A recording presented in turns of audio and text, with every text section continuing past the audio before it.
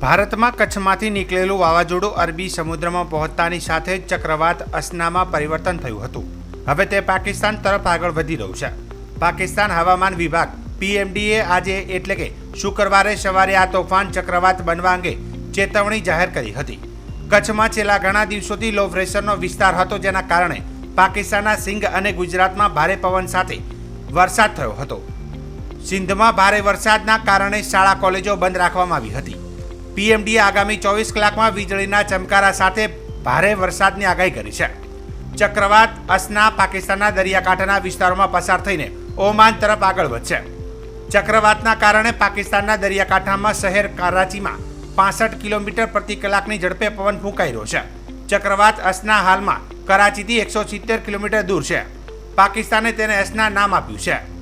પાકિસ્તાન હવામાન વિભાગે ચક્રવાત અને ભારે વરસાદની સંભાવનાના કારણે સિંધ અને બલુચિસ્તાનના પ્રાંતના માછીમારોને ચેતવણી આપી છે. તેમણે 1 સપ્ટેમ્બર સુધી દરિયામાં જવાનું ટાળવાનું સલાહ આપવામાં આવી છે. હવામાન વિભાગે સ્થાનિક રહેવાસીઓને બિનજરૂરી હિલચાલ ટાળવાનું પણ જણાવ્યું છે. 48 વર્ષ બાદ ઓગસ્ટમાં અરબી સમુદ્રમાં ચક્રવાતી તોફાન સર્જાયું છે.